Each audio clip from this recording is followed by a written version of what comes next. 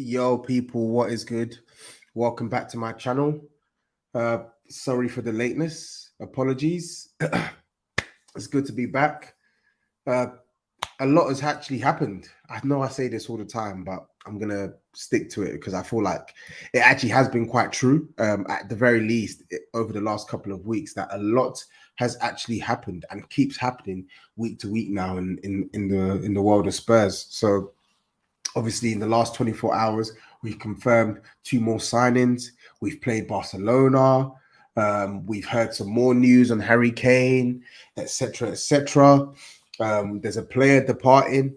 So there's been a lot. There's been a lot that's actually happened over the past couple of hours and days. So it's only right that I get on the mic and I talk about it as well. But for those who are clocked in from the jump, again, apologies for my lateness, but can you do me courtesy of smashing the like button if you haven't smashed the like button already? Make sure you subscribe to the channel if you're not subscribed already. Keep your post notifications turned on. I've got a little bit of an announcement, not so much an announcement, but just an update, right? So obviously the season is starting officially this upcoming weekend. My plan was to try and move towards those short form uploads. I was going to do 3 a week, but due to resource constraints and skullduggery's time, etc., I might need to sort of put that to the back burner. But I'm still looking to try and get some new designs on thumbnails, on my overlays, on my backgrounds, etc. So that is coming in due time. That's definitely coming, and eventually I will move towards the short form content where it's edited. But for the time being, I'm gonna mix it up. I'm gonna mix it up with streams, and here and there I'll just do some standalone uploads. Yeah. So anyway, that's all I wanted to say in terms of the mini announcement. But back on the content, as I said, there's quite a bit to chat through, right? The premise of today's stream, in my opinion, right? Just off my opinion, in fact, scratch the opinion piece. I don't want to waffle. The premise of today's stream is to determine who Ange Postecoglou can trust and who he cannot trust, right? So I've compiled I've compiled a list of players that fit into both categories, and of course, there's a category that I've actually inserted called the grey area, where you have players that Ange is looking to give a chance. You have players where it's last chance redemption. And I feel like I want to let you guys know that these lists, have been compiled based off my observations of Ange towards some of these players, and then of course my opinion on some of these players, right? So with that in mind, that is the main premise of this show. However, I do want to talk about the friendly yesterday against Barcelona. Obviously, we lost 4-2 to Barcelona. And apologies, sorry, hay fever is pamming me. Hay fever is doing a lot today. But I obviously want to talk about the friendly, and I want to talk a bit about some of the new signings and also an update on the Harry Kane chat, right? So the structure of today's stream is as follows: Spurs friendly against Barcelona, who Ange can trust; grey area, who Ange cannot trust; new signings, Harry Kane chat, and then any other business. So that's the format, right? And I would like for all the comments, etc., to be as interactive as possible as well. So I don't want people putting in comments that doesn't relate to the point at hand. So with the topics that I'm going through, please send in as many comments as possible, right? Because after each section, I will be going through the comments and picking out the ones that I feel are worth highlighting, right? So with that being said, let's talk about the friendly. Let us talk about the friendly. So Spurs played Barcelona in Barcelona at the Olympic Stadium, Barcelona's temporary home for this upcoming season. And I think, correct me if I'm wrong, I think some part of the season after this season as well, obviously, because they're going through a renovation of the new camp, similar to what Spurs did a couple of years ago. Barcelona are finally revamping that stadium, and I must admit, it's a long time coming. I've been to the new camp once. I went to the new camp in late 2018 when we played them there. We drew the game 1-1. We should have won that game, to be honest. Again, historic ground. When you're actually in your seat, yeah, goosebumps, etc., etc. You're watching Barcelona and you're watching your team play Barcelona. But if I had to take a step back and look at it objectively, it's a dive. It's a dive. It's not as bad as AC Milan. AC Milan's stadium is worse, right? But they got no elevators, right? So if you're having to sit in the away end, which as most people who have been to the new camp will know, is right up in the gods, you have to go basically up so many ramps. So many ramps. You got to go up. Toilets are not nice. But again, haven't been to the San Siro. It's better than San Siro, but it needed to be knocked down. But I don't want to deviate from discussion. Stadium needed to be knocked down. So Barca playing in the new Olympic Stadium, and they were our hosts. Well, we were their hosts. No, they hosted us. That's what I meant to say. They hosted us yesterday. So we put out a what I would like to call our B team / C team. So what I mean by that is the big hitters didn't play, with exception of Bissouma. Right? No Harry Kane, he didn't even fly. Son was on the bench, didn't play. Who else? Who else am I missing? Kulusevski, I'm not even sure if he flew out. I'm trying to think who else. Obviously, Bentancur is injured, so we're not going to talk about him. Madison didn't play. Romero didn't play. Destiny Udogie didn't play. Emerson Royale, he didn't play. Not that he's a big hitter, but listen, he's someone who's actually going to be playing a lot of football for Spurs, right? The point I'm making is a lot of our first teamers didn't play. A lot of the players that you're going to see start against Brentford did not play. So this was essentially our B team playing Barcelona. And I saw this Barcelona side. It had Frankie de Jong, it had Lewandowski, it had Rafinha, it had Pedri, it had Gavi, it had Araujo, it had Balde, it had Koundé. Obviously, Eric Garcia was playing as well, but I don't really rate him. I think he's poor. But it had a lot of notable names for Barcelona starting, right? And I must admit, I was actually encouraged. I was encouraged with yesterday's showing. Bearing in mind, that's a second string team that we sent out there. Yeah. That's a second string team that we sent out there, and they acquitted themselves actually quite well, man.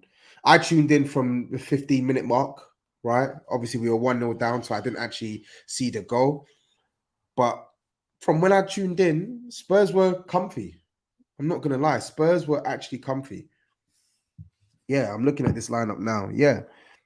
It's a very strong team, with exception of Romeo, who I think is basically going to be their a starter for them right now anyway, right?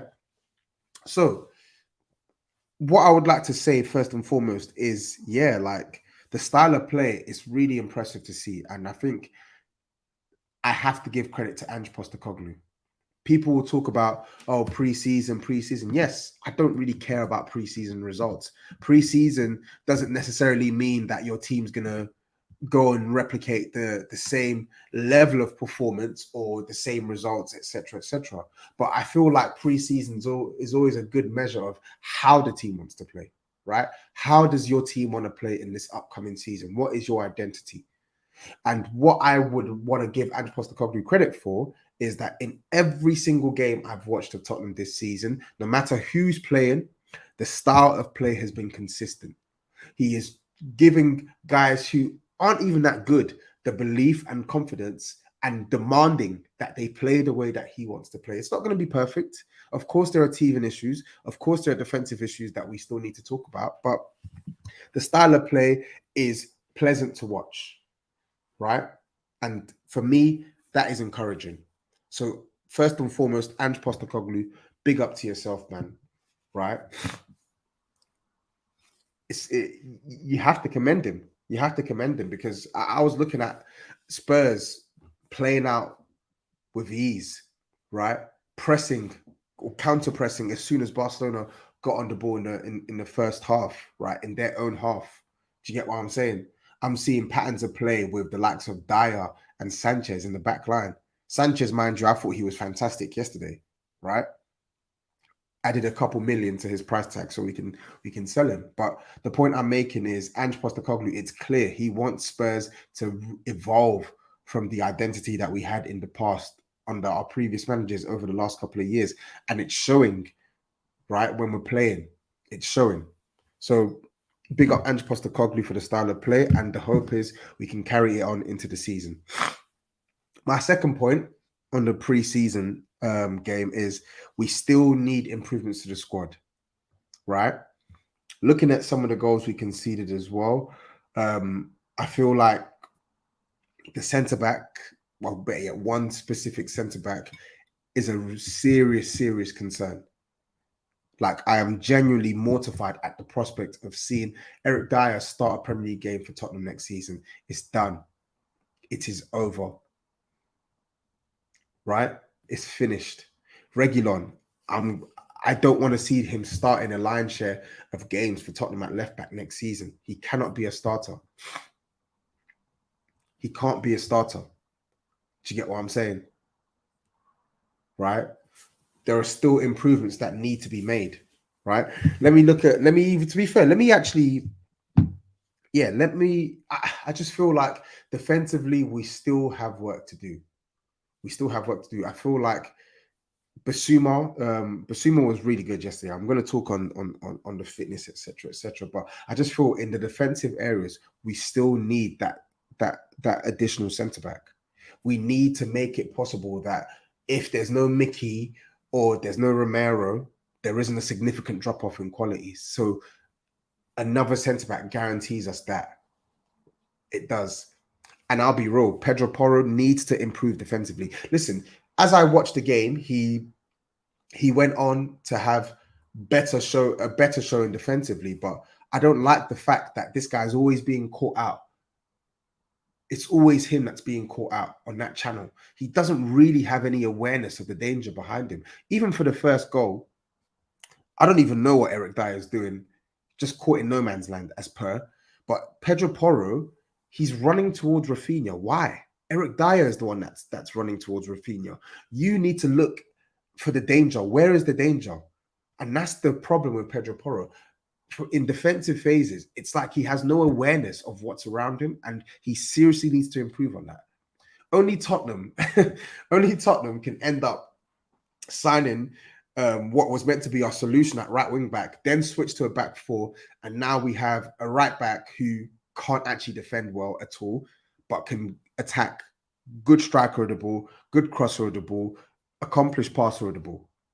Now versus we have a guy in Emerson Royale who can defend, who is more athletic, right? Stronger, more aerially dominant, better in 1v1s, just simply competent in his defensive actions. But going forward, whilst he's offering Spurs a solution from an inverted perspective and he is far more comfortable in build-up now, I don't want Emerson Royale in the top end of the pitch delivering crosses into the box. I don't want the ball to fall to Emerson Royale when there's an opportunity to strike a ball, right?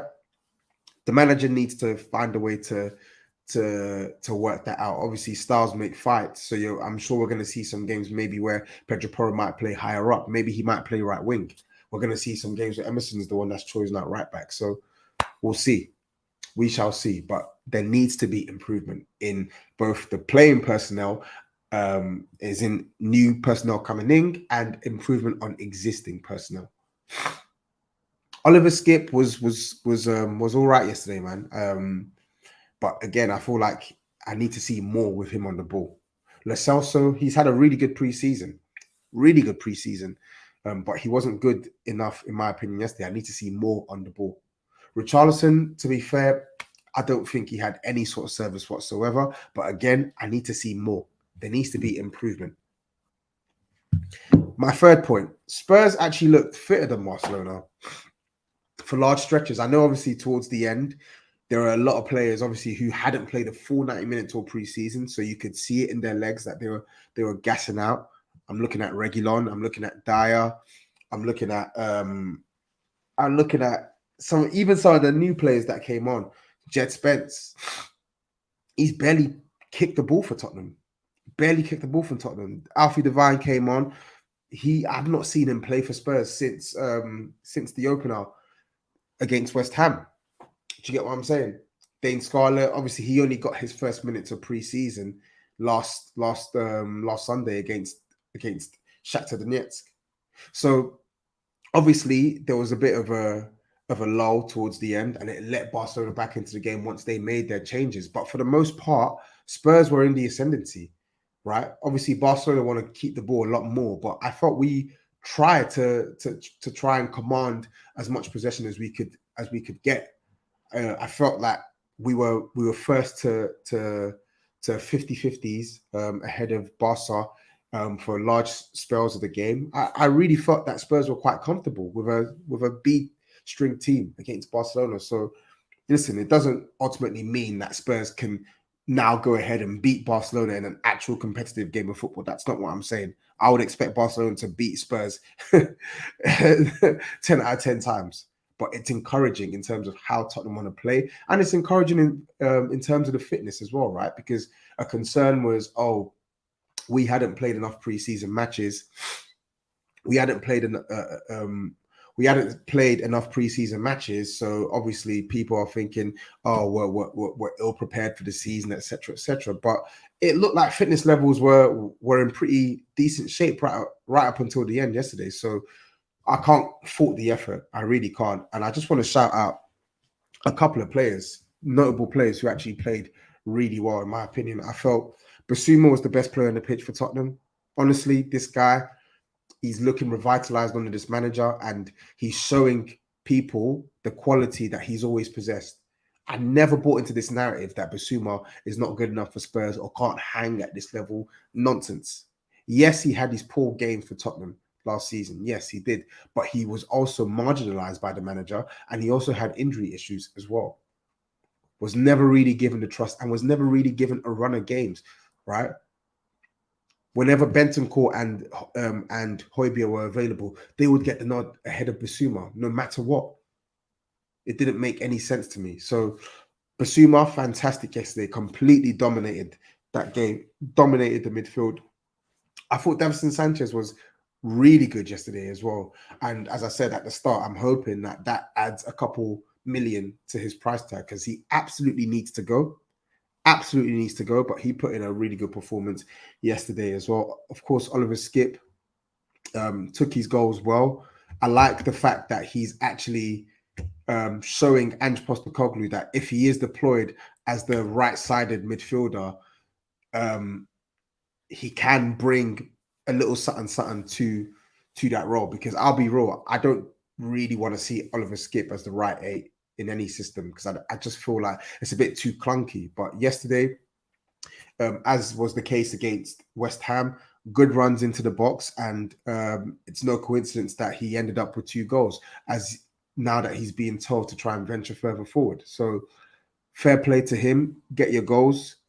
Now you got to fight for your place in this team, because as I've always maintained, for me, he's bottom of the pecking order when it comes to midfielders in our current squad based on talent. I'm trying to see who else impressed. I thought Perisic was all right. I thought Solomon looked bright again, always looking to try and drive at players. Yeah, that was really it. Obviously, people are giving Vicario stick and stuff like that. And for me, I just feel like it's much ado about nothing, man. I get it. We didn't sign David Raya. I get it. Arsenal are closing on Raya. I wanted Raya, right? He was my number 1 priority. I said that, and I will still say that.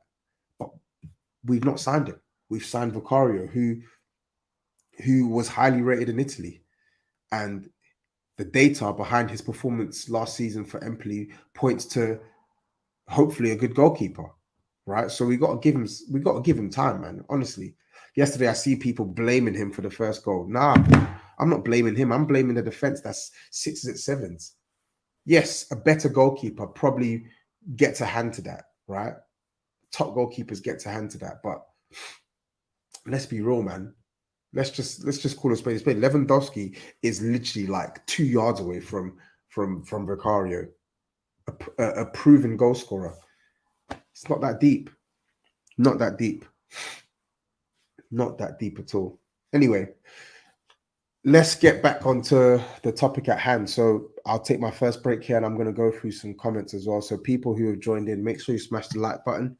Make sure you're subscribed to the channel if you're not subscribed. Make sure you turn your post notifications on as well. So these streams, I'm going to keep them up over the next couple of weeks and months until I transition back into short form content. So I'm just going to go through some comments here. I'm going to look at the comments that are specific to the topic that I've just discussed, i.e. the friendly. So Ash says, Diet and Regulon were jokes last night. yeah, bro. Honestly.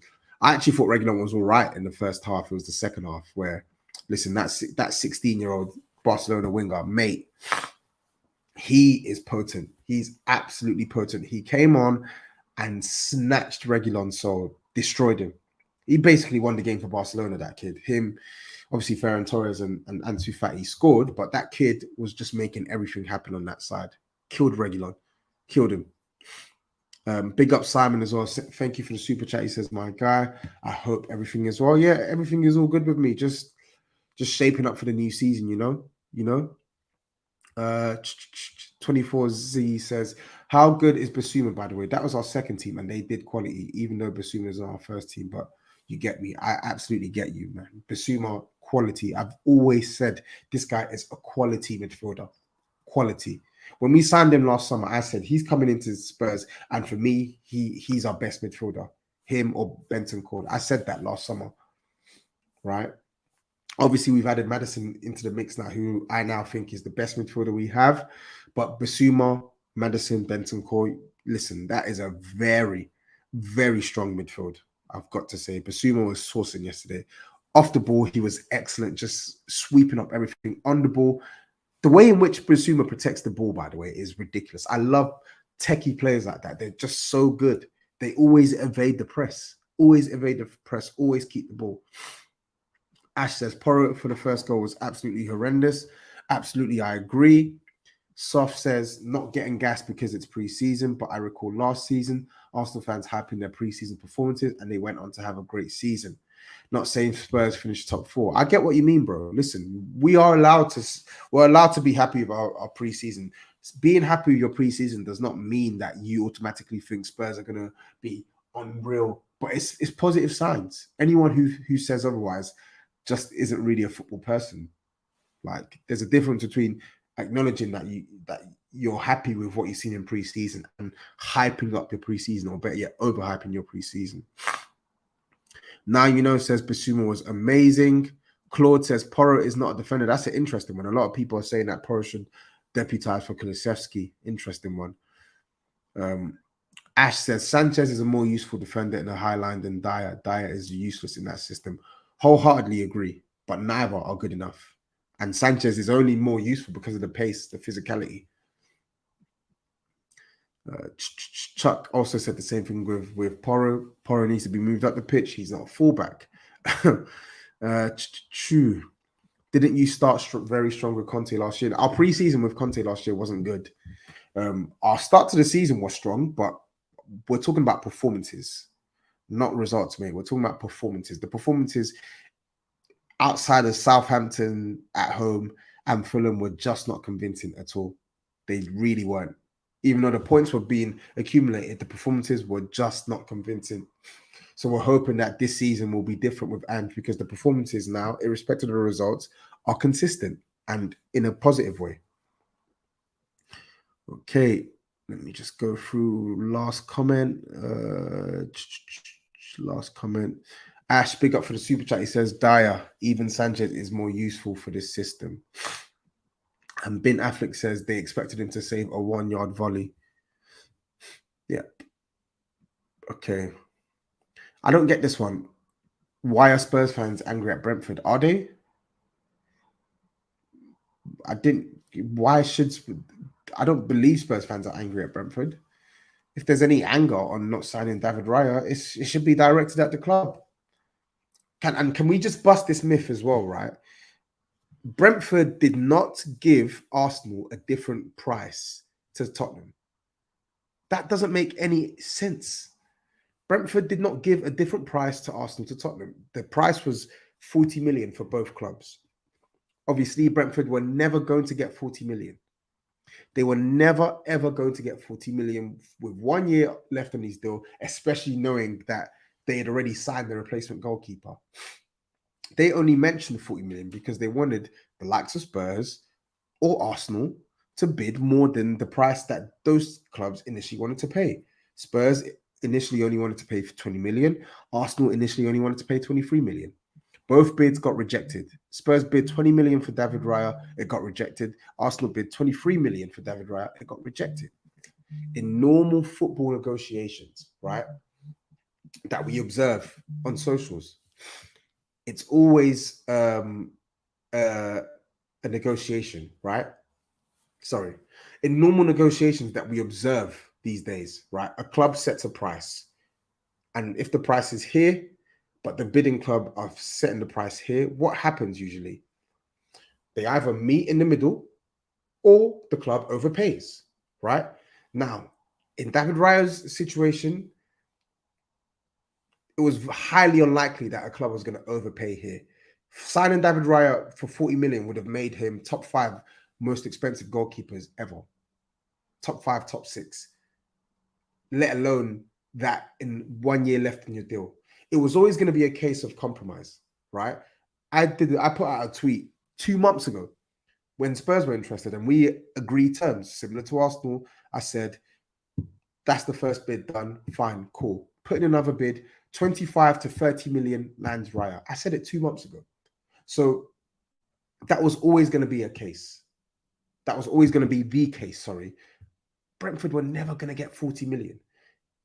Similar to Arsenal now, if Spurs had put down a package worth 30 million in value, they would have signed Raya.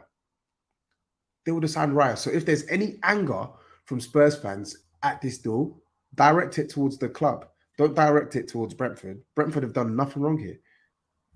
They've done absolutely nothing wrong here.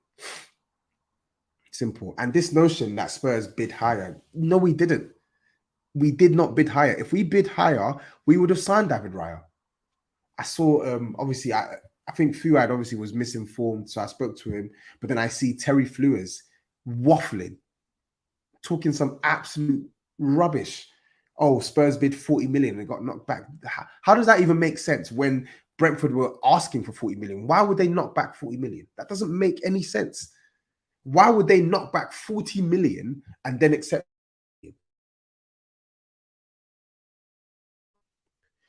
People just need to use logic. Once you use logic, right, all of this riffraff gets thrown out the window. Just use logic, people. I know people are wanting to do a tit for tat, but logic. Use logic and common sense will prevail here. Thank you. Thank you. And DM London says, I'm not saying, no, we didn't bid higher. That's the problem. We put a 20 million bid down. They rejected it. We didn't bid higher. We could have bid higher and we should have bid higher. Absolutely, we should have bid higher. I would have been so calm with 30 million. Heck, I even said, if you have to overpay, pay 40 million. I don't care about the price. It's not my money. I care about having a strong goalkeeper in between the sticks. That's what I said at the time. But Spurs chose not to bid more than the 20 million that they put down. And they didn't want to waste time. They didn't want to waste time going through a back and forth and long negotiation with Brentford. So they went and signed Vicario. Vicario is our goalkeeper now. I'm calm with that. Let's see what he can do. Simple. Simple. Sorry, just this last comment. Could it be he didn't want to come here? No, because he agreed terms. Credible sources. Fabrizio Romano, it's there. Go check his Twitter. It's there in June, mid-June. David Raya agreed personal terms with Tottenham. Why would he agree personal terms if he didn't want to come? And Caleb, please find me the link. Find me the evidence that Tottenham bid 30 million. Find me the link that Tottenham bid 30 million. People just want to come and just talk rubbish, man. Please. Like, the internet is great. You get your laughs, etc., but it's bad because it allows people to just spread misinformation, to spread crazy information, untrue, unsubstantiated info, and treat it as gospel. But listen, let's see what Vicario can do, man. Honestly, I'm low-key optimistic with Vicario because from what I've read, he actually carried a reputation in Italy. So let's see what he can do. Of course, I wanted Raya, but we've not signed Raya. We signed Vicario, so let's see what he can do. Give him a chance instead of all this the race to try and call him out and say he's not good enough. How do we know? Off preseason? Nah, man, it's not enough. It's not enough. But anyway, let's move on to the next topic. So I'm going to actually blitz through this now because I feel in the interest of time I have to. So, as I said, premise of the stream is who Ange can trust. Split up into 3 different areas. Number 1, who Ange can trust. Number 2, the grey area. Number 3, who Ange cannot trust. Yeah. So let's go through who Ange can trust. Now, I've compiled this list based off who has played in pre-season and also their performances for Spurs in previous seasons. Now, with the defense, for me, it's easy. It's easy. The 2 right backs that have been mentioned, Emerson Royal and Porro, evidently the manager can trust them. The reason why I say that, Pedro Porro has played 3 out of our 4. He started 3 out of our 4 preseason matches under Ange in the back 4. Emerson Royal has started 1 and has featured in two other matches, right? And has actually been quite good in preseason. He has. So it's clear to see those 2 are going to be the preferred options at right back this upcoming season. So I don't really need to dwell on that, right? I've explained the rationale already on the stream. Emerson, good defensive balance. Pedro Porro, good offensive contribution. You put it together, you probably get 1 good right back. But unfortunately, Spurs like to be very, very messy in this situation. So we're going to have to mix and match. But I feel like they have earned Ange Postecoglou's trust for this upcoming season. Romero, it's a no-brainer. Suited to a high-pressing game, suited to a high line, and an accomplished player with the ball at his feet as a centre-back. Open and shut case. Destiny Udogie, I don't know why I keep saying Udogie. Yeah. Do I really need to explain it? Strong, young, powerful.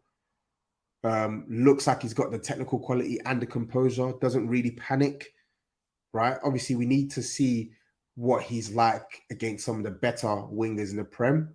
But he's a new signing. Obviously, he was signed last summer and was loaned back to Udinese, but he's going to play for Ange Postecoglou. He started against Lion City Sailors and he started against Shakhtar Donetsk. And obviously, he came on as a sub against West Ham.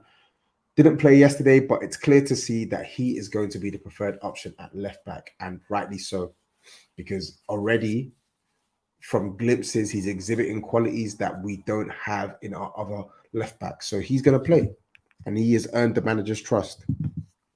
Midfield, again, goes without saying. Bissouma, how many times have I spoken about Bissouma this preseason? Baller, absolute baller.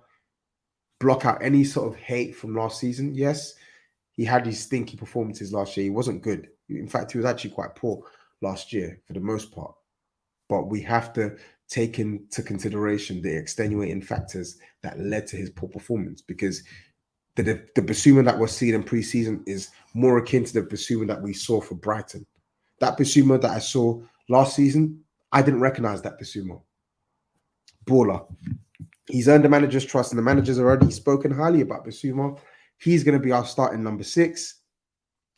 Obviously, Bentancur, we know that he's still injured, but we know that he's a player that has already built up his stocks in our team over the last 2 seasons. Without question, manager can trust him. And then the next 2, Pape Matar Sarr, I feel like the emergence of Sarr has actually been quite refreshing, because he's been someone who the manager has spoken of quite highly this season. So far, this preseason, should I say. And he's featured in every single preseason game. He started the first game against, He came on as a sub against West Ham, impressed. He started against Lion City Sailors, impressed. He started against Shakhtar Donetsk. I don't think he was good against Shakhtar. He kept misplacing a lot of passes, which I don't really associate with his game. But on the whole, this is a player that clearly has earned the manager's trust to be part of our squad for this upcoming season. And I'm glad because he's got technical quality. He's mobile, right? He's tenacious in the tackle. He's got the build to play the Premier League football as well. So he needs an opportunity. And 20 years old, yeah, man, I'm all for it. I'm all for it. So he's definitely someone that gets the manager's trust. And then the last midfielder I put in. Oh, by the way, this excludes new signings, right? And when I say new signings, I mean signings that were signed this summer.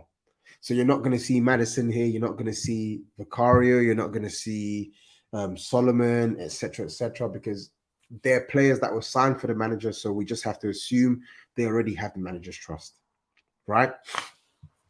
So my last midfielder I've actually put in the can trust category is Oliver Skipp.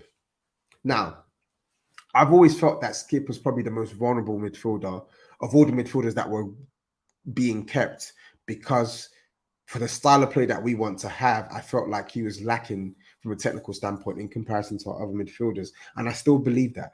However, again, Ange Postecoglou speaks of this guy well.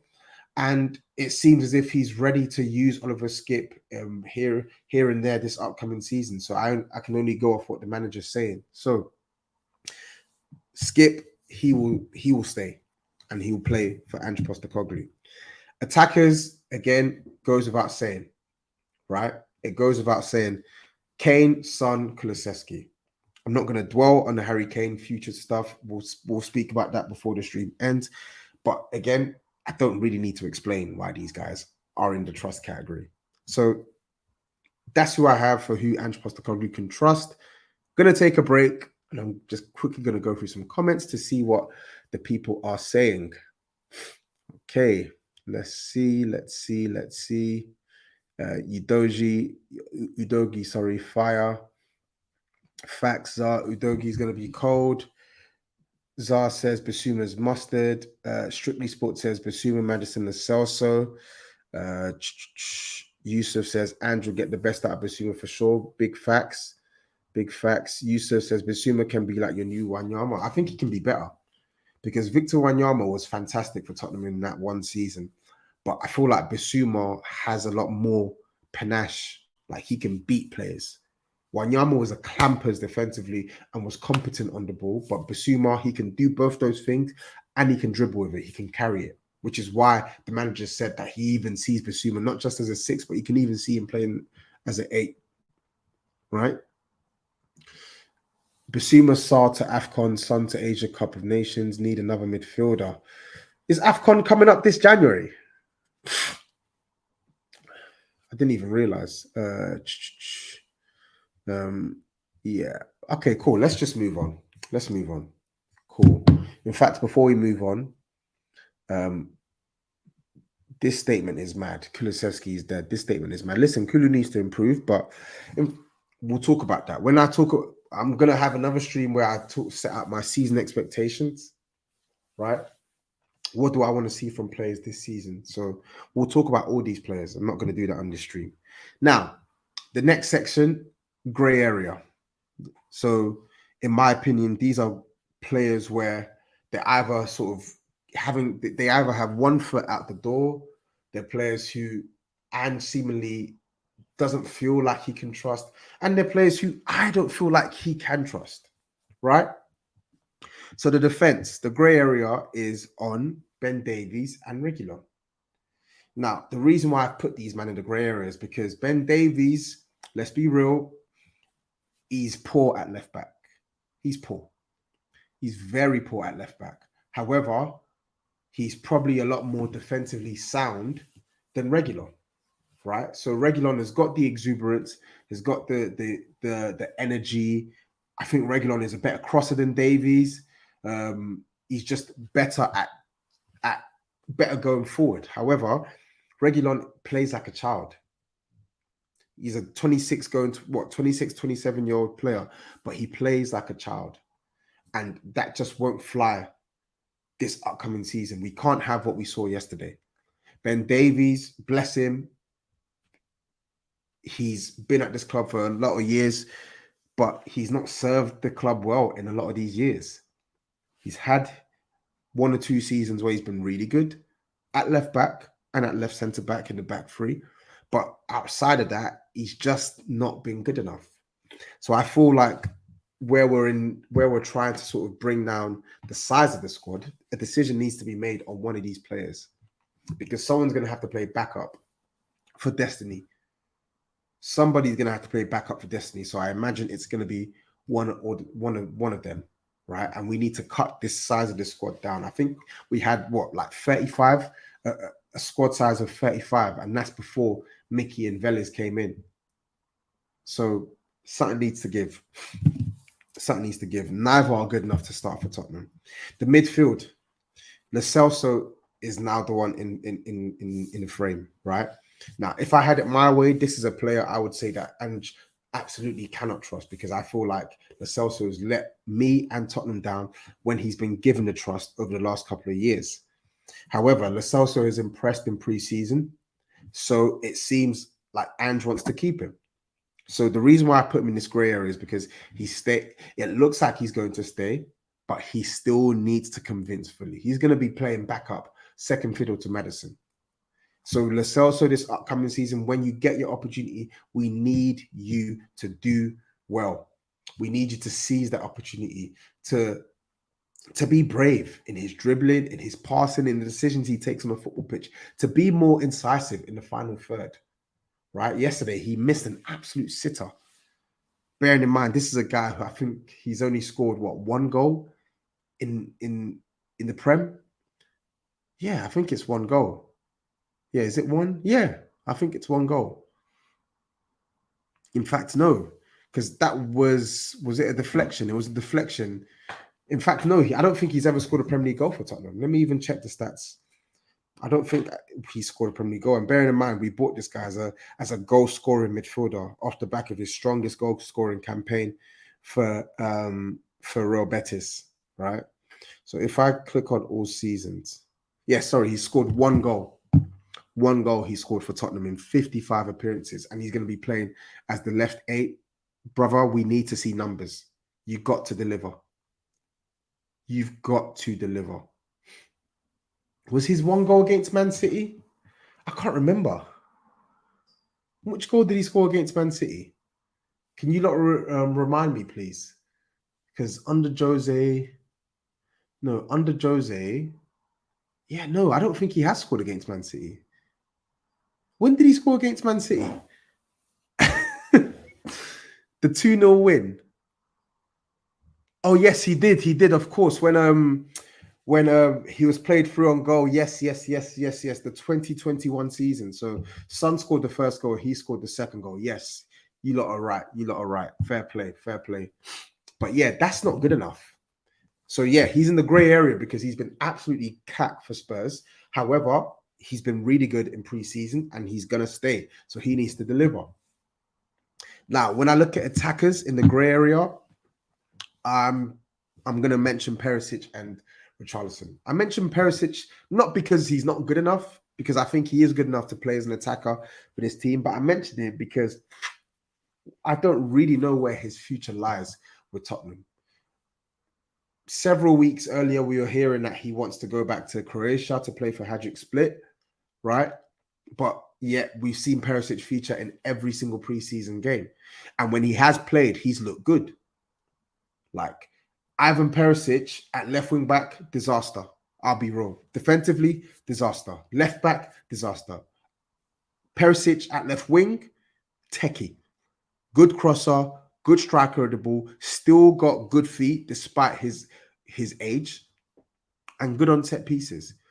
Perisic as an alternative to Son on that side, I will never ever complain at that. For 1 year, never going to complain at that. But his future, I don't know where he stands with the manager.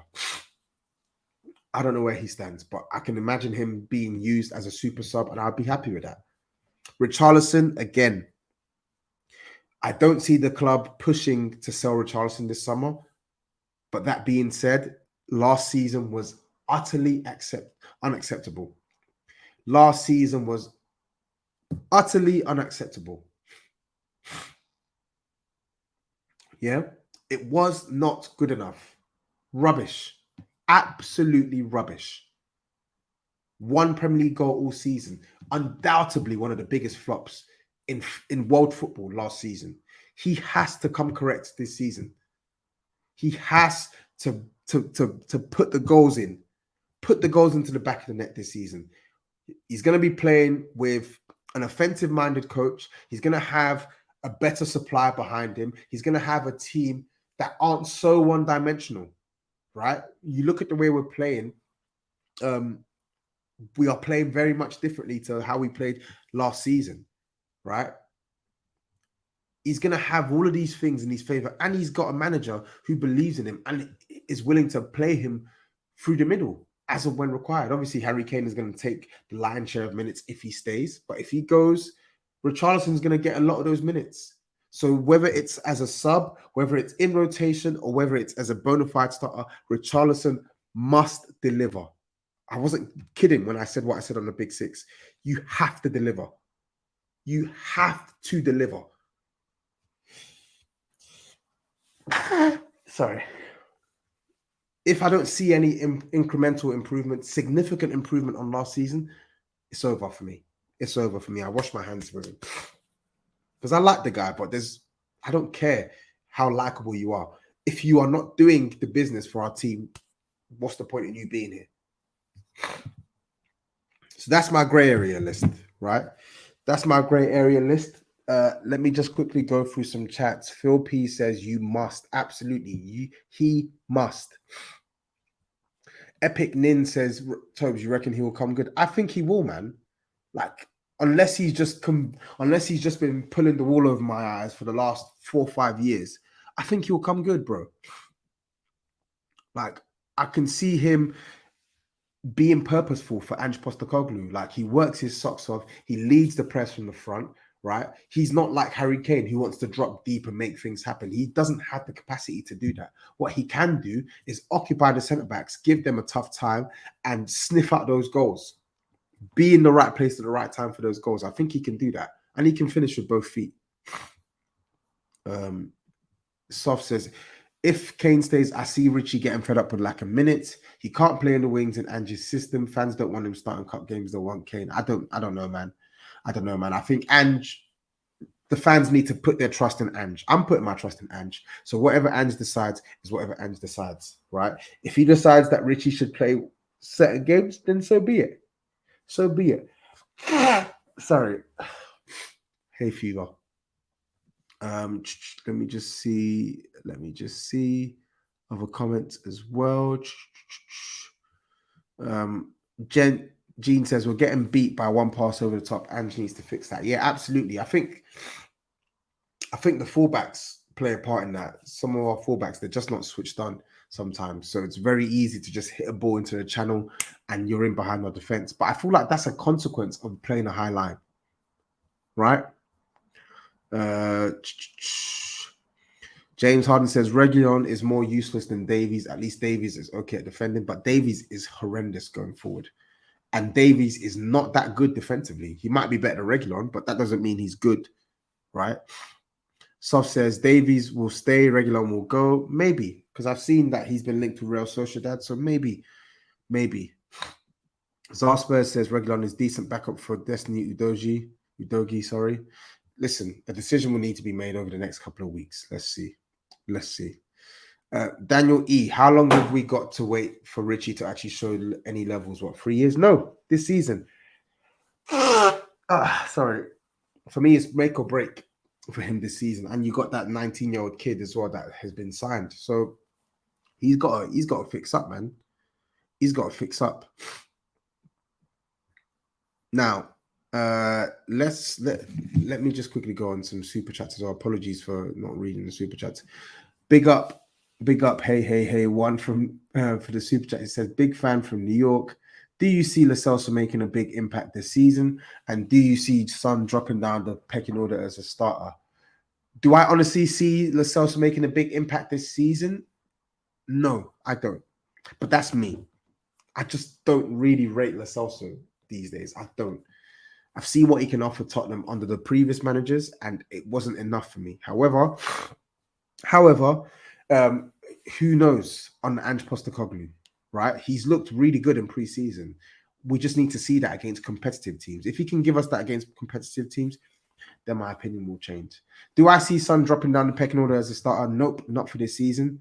I can get why people are asking this though, because I feel like in Ange's system, he wants to the wingers get the ball where they're 1v1 with their marker, but Son, it just looks so clunky and uncoordinated doing that role. He's just not a Skinners anymore. Like he can beat the odd player here and there, but he's not someone who's going to consistently roast his fullback, right? He's not Bukayo Saka. He's not going to do that. Do you get what I'm saying? He's not Rashford.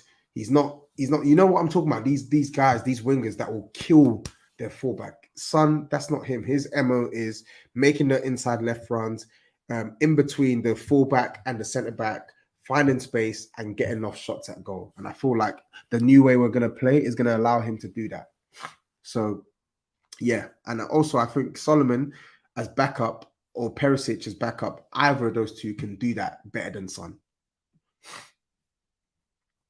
Big up Marco as well with a super chat. He says, definitely all waffle from people on Arsenal Twitter. Still think Vicario is good for Spurs, and I'm happy we got Raya. Big up Tobes. Thank you, bro. Appreciate your super chat, bro. Logical Arsenal fan. Thank you, bro. Appreciate it, man. And I think David Raya is a really good signing for Arsenal. Obviously, you lot know my views on Ramsdale. Whilst I think he's stupidly overrated, I don't actually think Ramsdale's a bad goalkeeper. I think he's all right. But I feel like David Raya is an upgrade on Ramsdale. So that can only mean that Arsenal's squad is stronger. Annoyingly, but it is what it is. Got to worry about our own business here. Now, let me quickly finish up on this. Who Ange cannot trust? Do I even need to be descriptive here as to why? Defense, Dyer, Sanchez, Sessegnon. Do I really need to elaborate on why these guys cannot be trusted? Really? Did we watch yesterday's game? Have we been watching Spurs the last couple of seasons? Joe Rodon, obviously on his way to Leeds, in this list, goes without saying.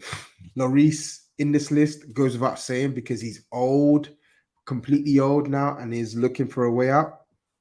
The one here that I've actually added that I feel like is worth talking about is Jed Spence. Now, it's clear to see that he is on his way out of Spurs. And I feel quite sorry for Jed Spence because I feel like we've wasted his time. I think Conte's dealt with Jed Spence extremely poorly. And I feel like it's led to Spurs spunking the best part of 48 million on someone like Pedro Porro, who looks a good player technically, but looks like he can't defend, yet is going to be playing right back. When we had a player like Jed Spence, who maybe isn't as talented as Porro on the ball, but had a reasonable balance, but was never given the opportunity. And now I think it's the right decision that we move him on, either on loan or on a permanent. He can't just stay around and take up a squad place. He should go out, play football, either on loan or permanently away from Spurs. But yeah, I just feel like it's clear to see that Ange has nailed his season hopes at right back on Porro and Emerson. So there's no space for Jed Spence, so he needs to go. Nothing against him and his quality of player. Midfield, I've gone for Ndombele and Højbjerg, right? I don't think Ange Postecoglou can trust Højbjerg to play as a 6 in his system. He's just nowhere near as good enough as Bissouma. He's not good at it. Passing wise, I feel like Højbjerg, when he has time, he can pick out some good passes, but his pass accuracy and consistency is too volatile, and he's way too safe.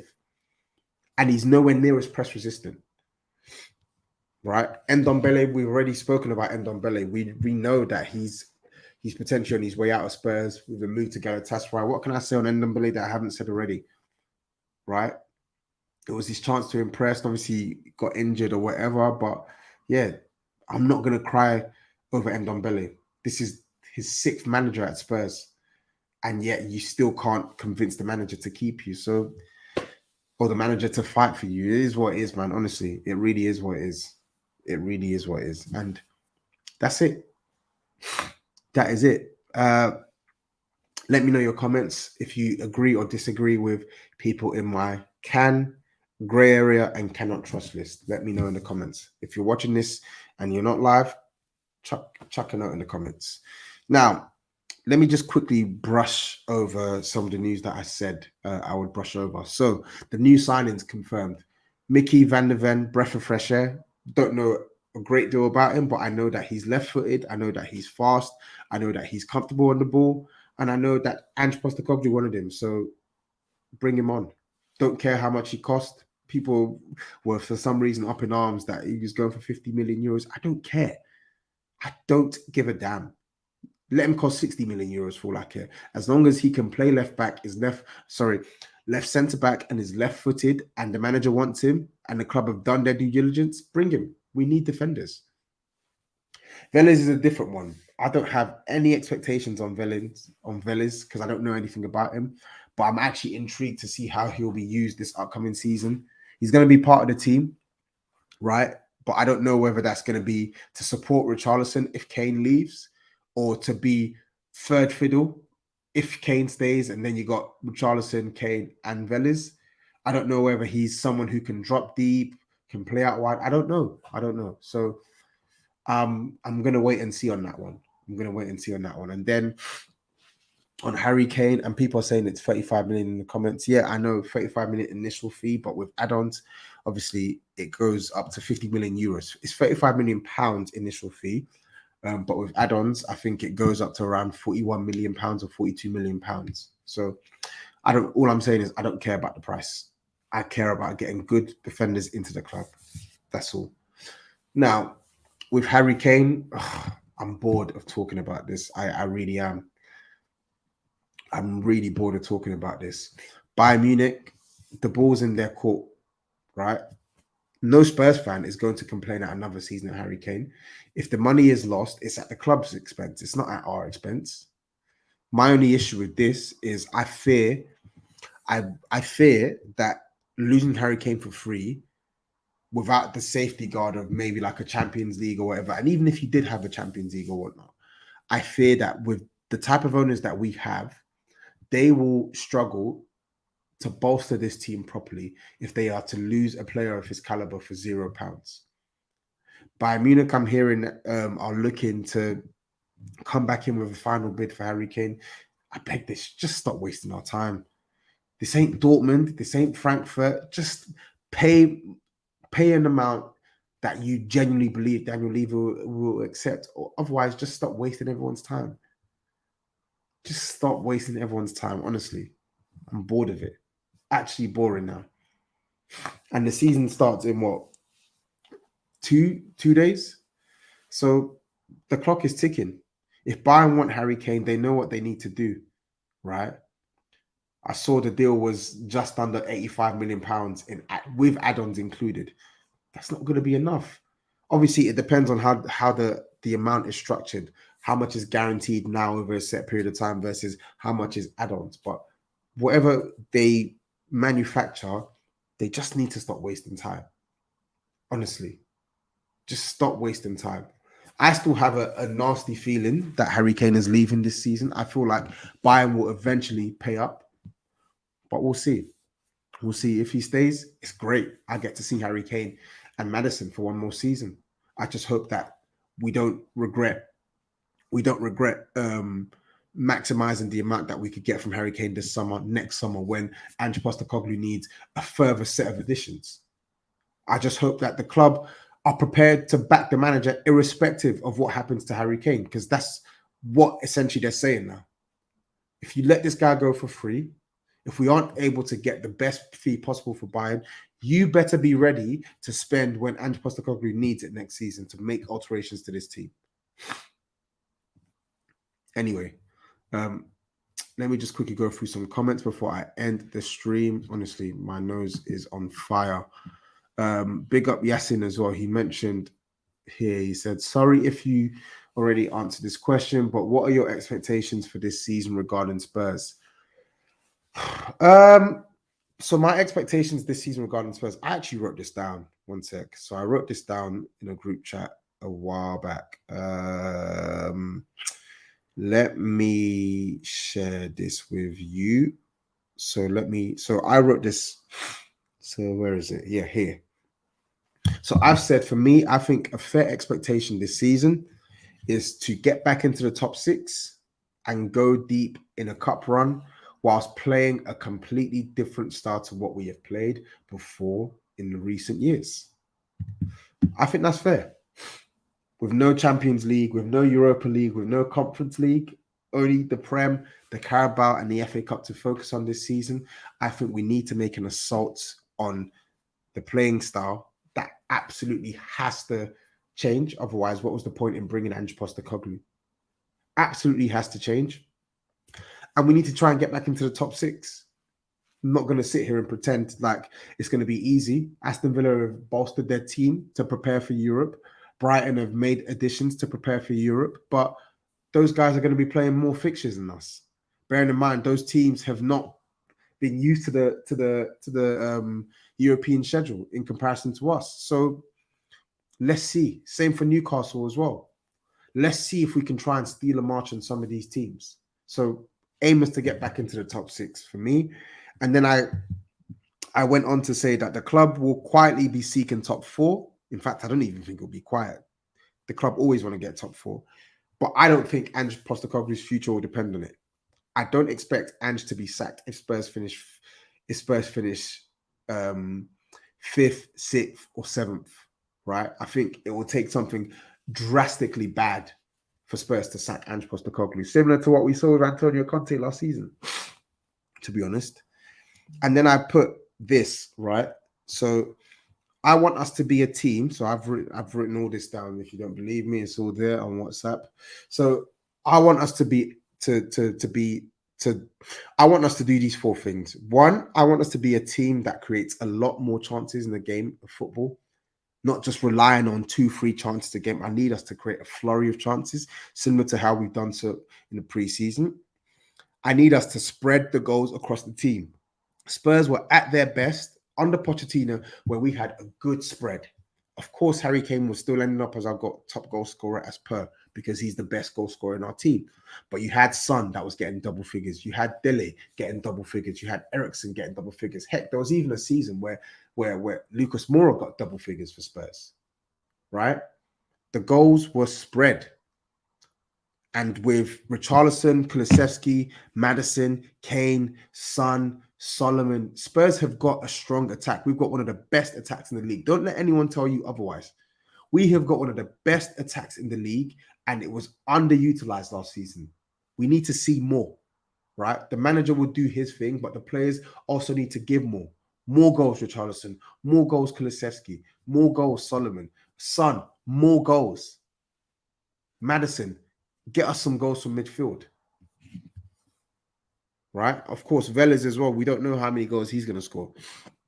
To be less defensively careless and to control games better with the ball. Word to my boy Owen. He said that those 2 points go hand in hand. Absolutely. One of the biggest struggle points for me last season was we didn't have a clue what to do in possession. Stemmed from the fact that we had a bunch of guys playing who just aren't good on the ball, like your Dyers, like your Sanchez's, like your Davies. Skip, not that good on the ball. There, I said it, he's not.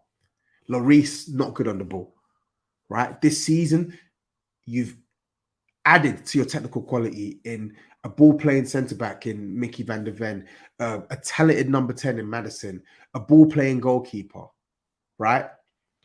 Reintroducing the likes of Basuma into the team, a guy who is comfortable with the ball at his feet, prioritizing minutes for guys like Sarr who are comfy with the ball at their feet, right? Spurs absolutely need to be a better team in possession. We need to control games better. Absolutely. That's non-negotiable this season. I'm not expecting Spurs to be perfect across all of these areas, but I need to see significant improvement, and I need to see the intent to play this way consistently throughout the season. So that's my thing. Those are my expectations for this season. Right, those are my expectations for this season. Anything above that would be a bonus for me. But I do definitely think and expect Ange Postecoglou prioritize the cups. I need to see Spurs go deep into these cups. League Cup, you win what, four matches, 5 matches, you're in the final. That's it. 5 matches and you're in the final. FA Cup, I need us to be stronger. No going out to see teams, Sheffield United sides. None of that rubbish. Take it seriously. Anyway, that's me. Annoyingly, this stream has gone over by 5 minutes, but thank you guys for tuning in. I hope you've enjoyed the stream. I'm going to be back on the streams a lot more, as I said. Short form content will come at some stage late into the, I say late, maybe at the midway point into the season. I need to sort out a new editor, but I also need to work out Skulfuggery, what his capacity is. But for the time being, I'll still be doing the streams. But yeah, just check me out, man. Check me out, man. There'll be a lot of things on my channel over the coming weeks as well. So just keep your post notifications turned on. Keep your eyes peeled on my socials as well, so you know what I'm bringing out and at what time as well. But people, thanks for tuning in. As I said, make sure you get involved in the discussion. Let me know your thoughts on everything I've discussed. My cannot list, the grey area, your thoughts on preseason as a whole, your thoughts on Harry Kane, your thoughts on the new signings, and your thoughts on some of the departures as well. Obviously, Joe Rodon looking like he's set to leave to Leeds, etc., etc. So let me know, people. Honestly, I'm here to chat, and I do read the comments as well, and I do respond to the comments. But until then, people, take care, peace out, and if you're tuning into the Big Six, catch us at 9 p.m. tonight. Bless up. In fact, wait, before I go, Henry says, what is this? No, this can't be Henry. This can't be Henry. Oh, flipping hell. It says Horny Right TV. Flipping hell. What the hell? Let me take a photo of this and send this to this guy. People are impersonating this guy. 1 sec. Horny Right TV. That's ridiculous. But anyway, people, take care and peace out. Safe.